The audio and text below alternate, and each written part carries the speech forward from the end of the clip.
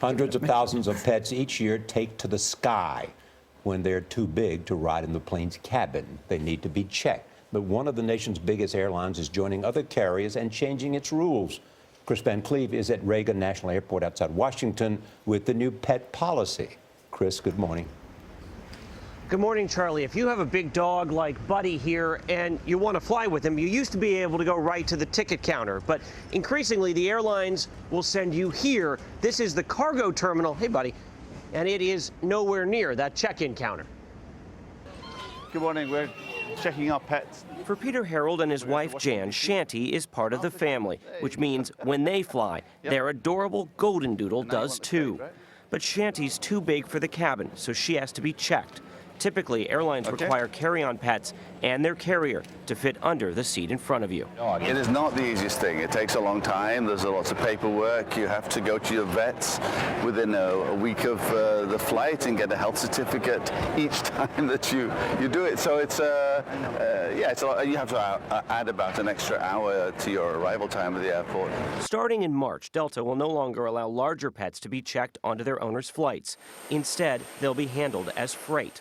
Pets will have to arrive at the airport 3 hours before a flight, be dropped off and picked up at the airline's cargo facility, which may be in a different location than passenger check-in, and the pooch could fly on a separate flight that may arrive at a different time. We won't do it with the cargo way. We won't do that. We simply won't. We just don't have the confidence, and it would be too traumatic for us to think of the dog being handled as cargo. Delta's change follows United, which also transports larger dogs as cargo.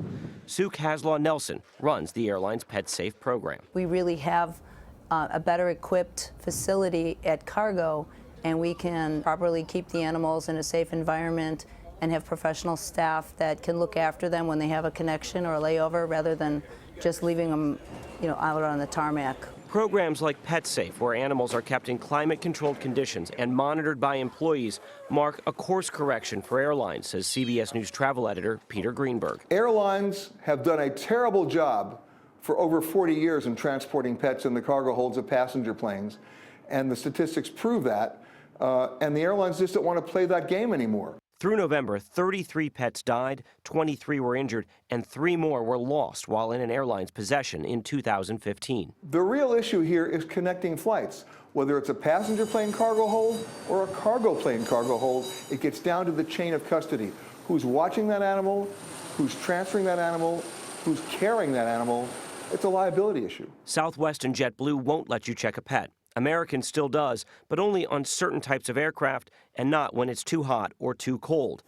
An aircraft change delayed Harold's trip to Florida for 2 days until seats on a pet-friendly airliner were available. Sorry? Do you think she'll be excited? Do I think she'll be excited?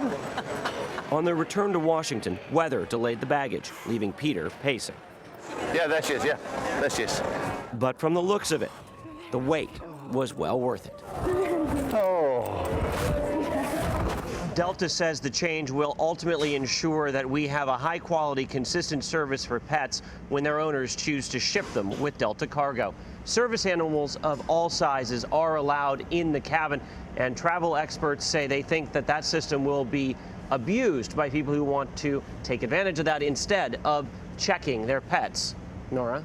Wow, Kris. Well, I'm glad they're planning ahead for that, but having recently flown and they lost my bags and put them on a different flight. Imagine if you that wonder was if your that was pet. your pet. Yeah. It's different when it's a suitcase, but when it's your dog, that's really scary. I think I might be an abuser. I'd wear, let's say, emotional dog, because I'd be afraid. I would be afraid to check my dog. You would do that, would you? Maybe not. Right, you can't admit on live television that you want to abuse the system, right?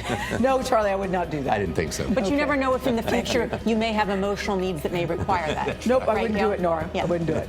Okay, all right.